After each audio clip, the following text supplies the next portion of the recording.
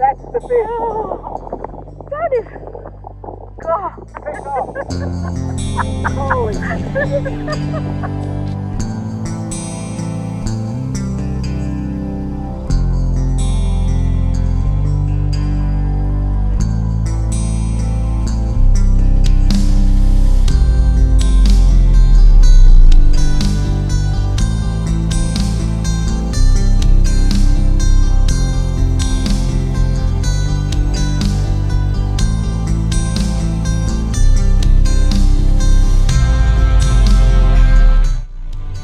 Welcome to Cocos and Keeling Island, our latest trip. Just an amazing place, like nowhere I've ever been. It was a long way to get here. Probably the only place I've ever been where I don't want to go home. It's just special, from driving through the coconut forests to check out the area on the first afternoon. The thing that amazed us the most was the absolute safety. Australian dollar works. Everyone speaks English. The keys to the cars, the hire cars, are wired into the ignition so you can't steal them. All the houses are wide open. It's just surreal. It's like you'd think every society should be like, because there is no personal safety issues. You can drink the water straight out of the tap. The food's fantastic, if a little expensive. The first afternoon, we've looked around the island. We've gone down to the jetty where the boat leaves to Home Island, and it's only like $2.50 for the trip over. And there's enormous bonefish. Biggest one I'd ever seen at the time was just swimming around nonchalantly under the jetty. Must have been 10 pounds, 80 odd centimetres. Just fantastic. So I hope you enjoy what's an amazing adventure with us, and stick around. There's a very special fish right at the end.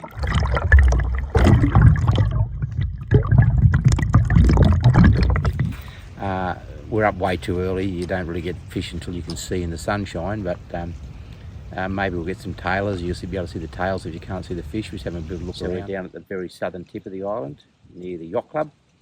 I'll tell you each place we're going and each bay we're in case you ever want to come here. I'm already thinking it's as close to heaven on earth for a bone fisherman that there could possibly be. And there's bumpies, and there's GTs, and there's triggers, and there's hermit, and there's all those species which fly fishermen love. And we're going to walk around the back past the yacht club. It's blowing southeast about probably 15 knots this morning, which is pretty typical. In fact, it's less than typical. So it is a windy spot, but there's always a sheltered bay somewhere, and maybe we found that bay. As the sun crests the horizon, any tailing fish in this bay on the last to run out should be able to be seen.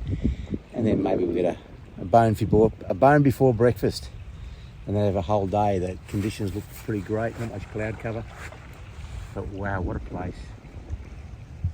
I could already live here.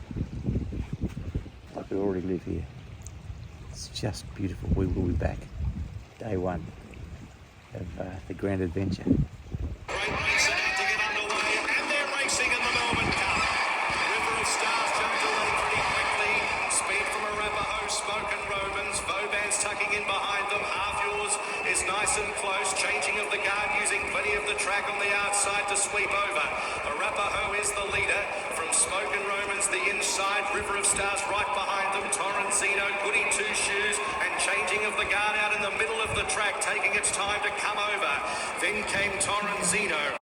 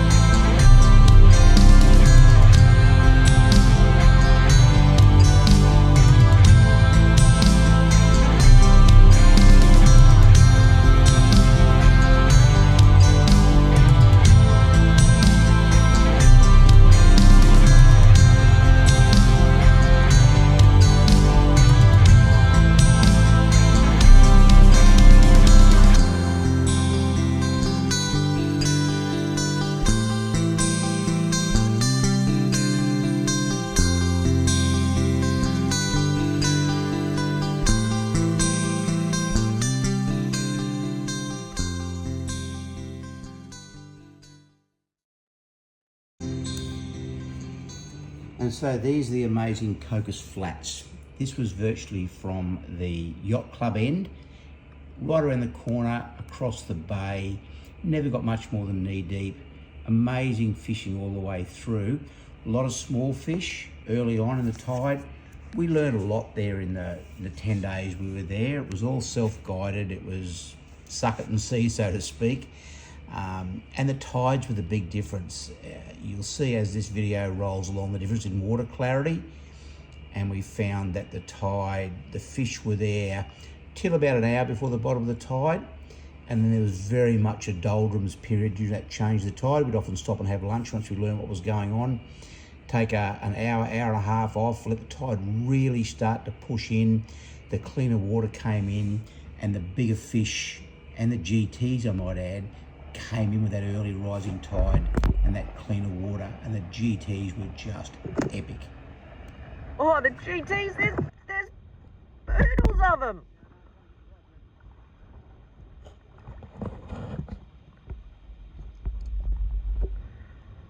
Geez, there's a swarm of them coming right at me.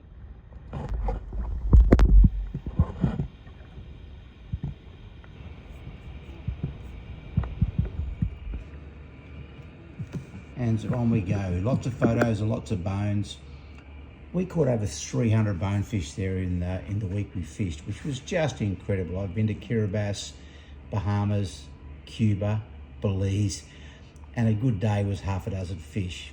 This place, a good day was 100, certainly 50, 60. The water clarity at times was milky and cloudy, other times amazing and clear.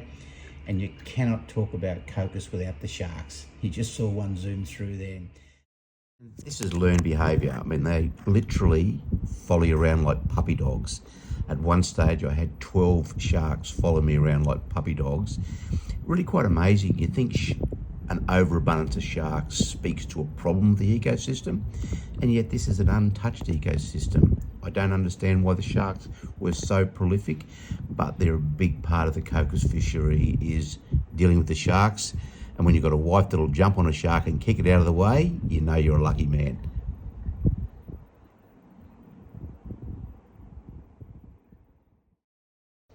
So this is part of just looking around, exploring, getting to understand it.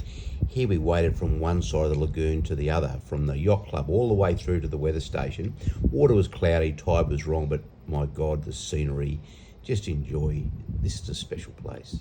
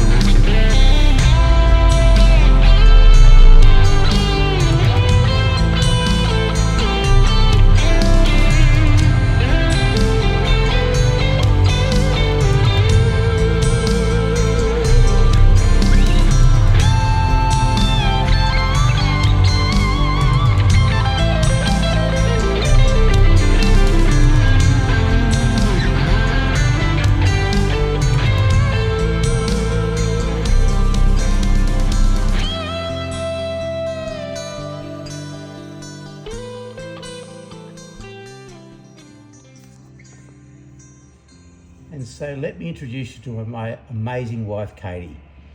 Not only did she do all the filming, all the sound, all the editing, she even found time to catch bonefish and probably got 20 of them on a lovely little 6-weight Orvis fly rod. Quite amazing with Kate. Her first fish she ever caught in a fly rod was a hermit. Then she caught a big golden, and now she's got 20 bonefish under her belt. And look at the sharks. She fought them through sharks. At one stage, why do I love this woman? I've hooked a big bonefish late in this video, and she's literally jumped on top of 2 sharks and kicked them out of the way. So here she is, my lovely wife Kate, filmmaker, cinematographer, editor, and now expert bonefisher extraordinaire. And we just have the most fun together, not only creating these YouTube videos, but just living life on our beautiful boat. Keep going. I'll keep the sharks away from him. You're looking good.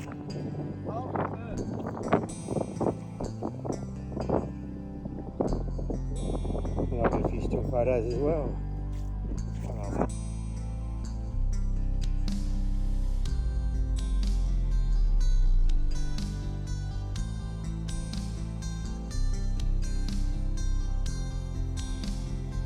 Don't go out that way, buddy.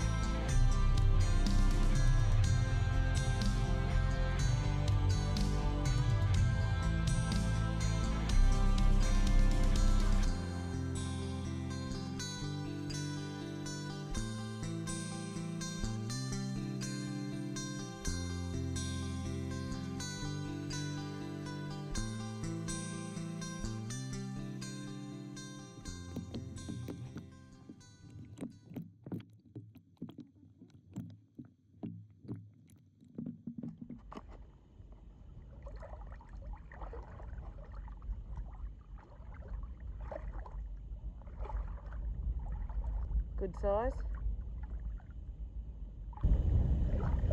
Give him a rest.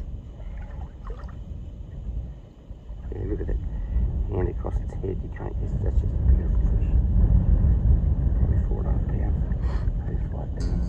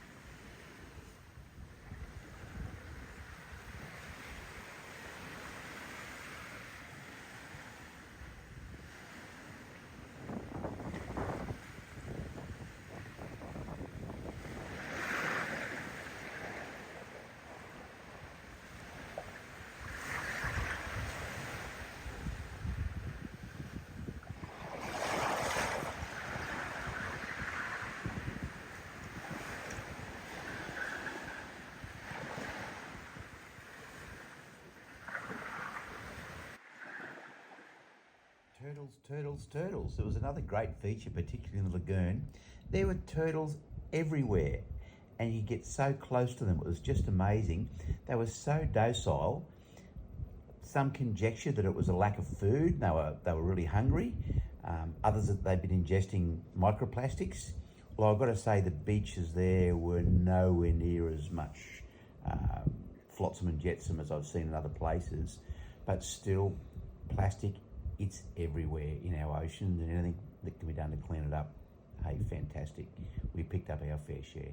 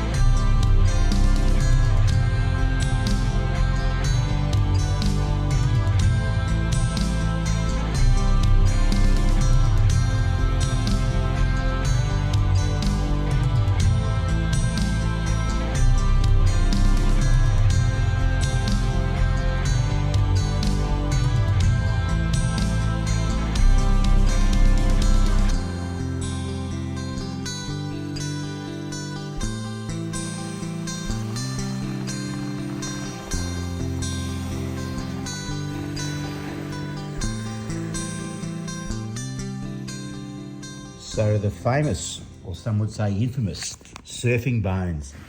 These are in the inside of the lagoon, but along the surf end, generally between around where the jetties are. There's two jetties, but these were north of the new jetty, and they were everywhere. And there was dozens of them, singles, twos, threes, fours, and big fish, often 5, 6, 7 pounders. They were beautiful fish. I had never seen fish harder to catch in my life. Over the time we were there, we found some options to catch them, mainly on the bottom of the tide. But once they were surging up the sand with the waves, clearly feeding, it didn't matter what we threw at them. Little flies, big flies, gaudy flies, they just weren't interested. And this was probably the most frustrating bone fishing I've ever done. But nonetheless, to watch them was just wonderful. Big fish literally came right up to you. You could be 5, 10 feet away and they were still actively feeding up in this shoreline. As you'll see, some of the fish caught a little later. Bottom of the tide, last of the run out when there was no waves surging up the beach, they were catchable. Still not easy, but they were catchable.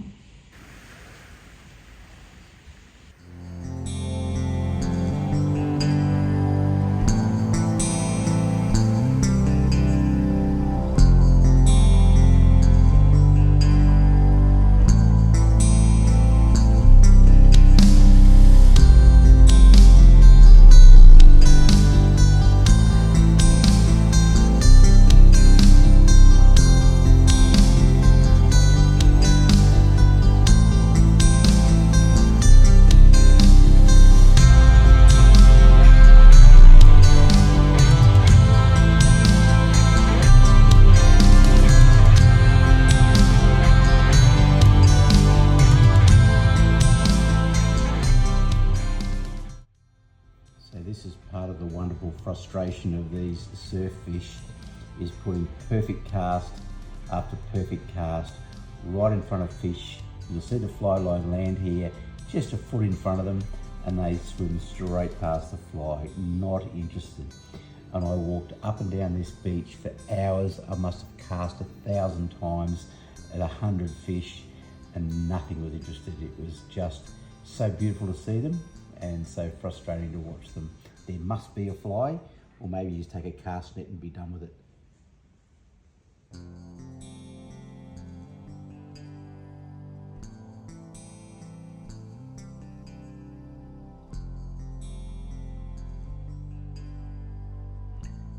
We did actually finally crack the code a little bit on these fish. you notice that under my feet the high tide line.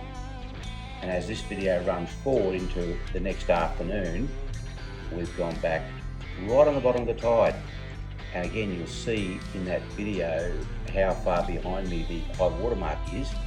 And when the waves weren't surging up on the beach, the fish were just cruising parallel about 2 to 3 meters out. Little brown fly, we actually got a few. None of the big fish, but at least we finally started catching fish.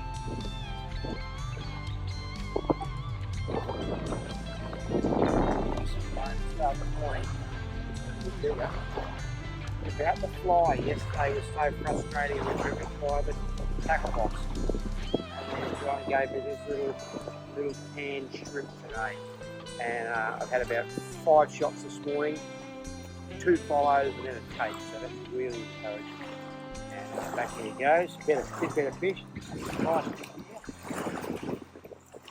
I haven't seen a monster yet, but that's the business. Little woolly tan shrimp, size 4 hook, lightly weighted, very encouraging.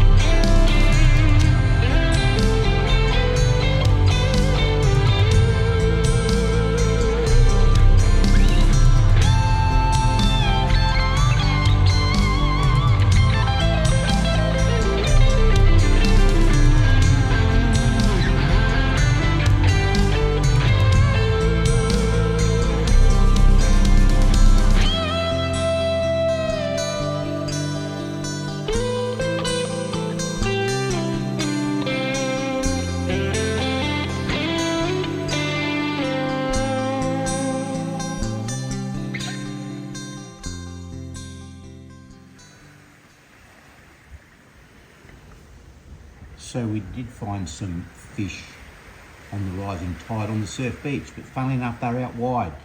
So blind casting, long casts, lots of fish, none of the big ones that we'd seen in the surf, but we were able to catch a lot of fish blind casting. I probably got 30 that morning. You'll see the buoy in the background there, the old structure. I was catching them around that buoy. I figured, just being an old barra fisherman, there was bait hanging around the buoy, little crabs and shrimps. I cast at the buoy constantly for probably an hour and caught a fish every 2 or 3 minutes. It was quite good fishing, but it left me a bit cold. It's like shooting ducks in a barrel. The art of fly fishing for bonefish is seeing single fish in shallow water and casting right to them, not just casting and catching fish for catching the fish's sake.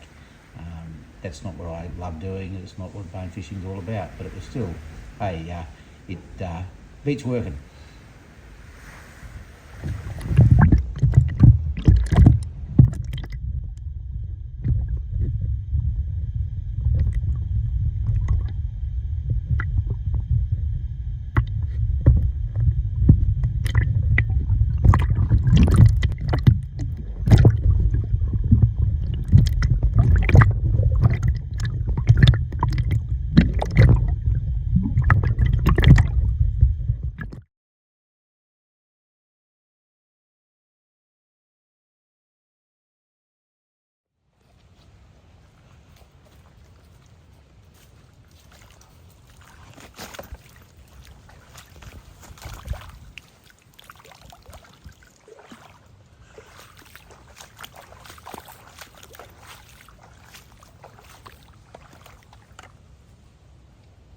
This bird's after you, Kev.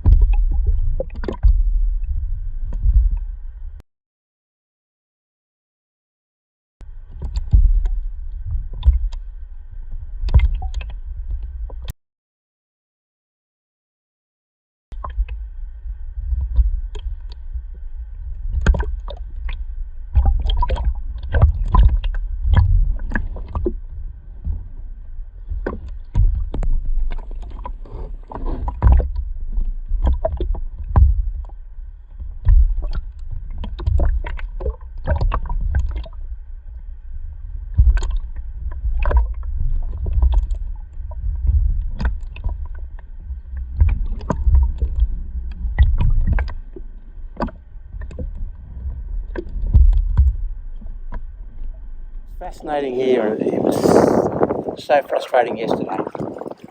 Is I've been used to if you put a fly in the right place, a bonefish will generally eat it. And yesterday I cast to 100 feet, and they were not interested in. They just weren't interested in a fly. Very, very frustrating. Whereas we're out today on this beautiful flat rather than fishing the surf edge on the flats, and almost every good cast has resulted in a fish, including the fish of a lifetime. And that fish, we've measured his length to check later on, but it's somewhere around 80 centimetres. I've seen one over a metre. It was the biggest bonefish I've ever seen. If you can get to 400 metres of backing on here, I'm nearly out.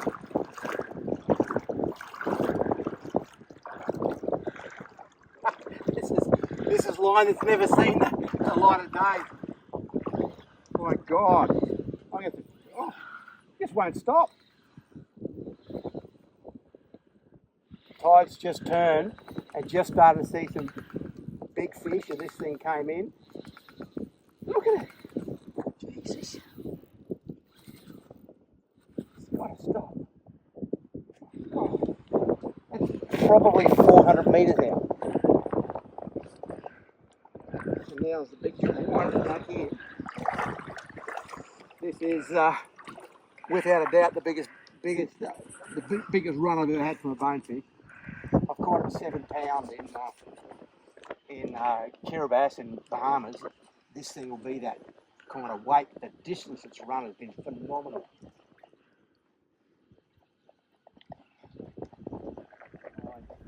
But this is a big one. I'm just trying to bring him in without panicking him, because there's sharks everywhere. So if he swims in relatively naturally, then the sharks are less likely to bother him. If I really muscle him in, then the sharks are going to be all over it. There's a lot of sharks here, not a lot of big ones. And this is a big fish. This is bigger than most of the sharks.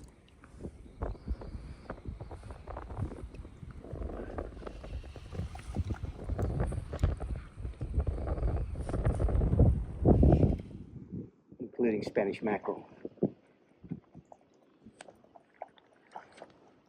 Still no sign of the fly line. Unbelievable fish.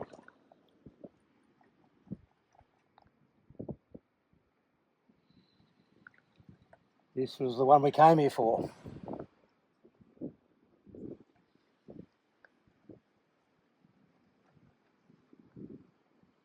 sharks on it yet, because I'm just not muscling them in, so the fish itself isn't panicking.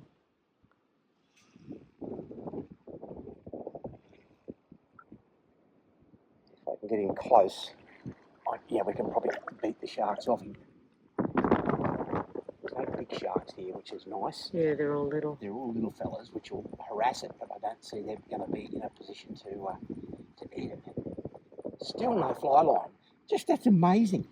How long have I been winding? You've been filming that for 2-3 minutes. I've been winding flat hammer for 2 or 3 minutes, and there's still no fly line. That is just such a long way out.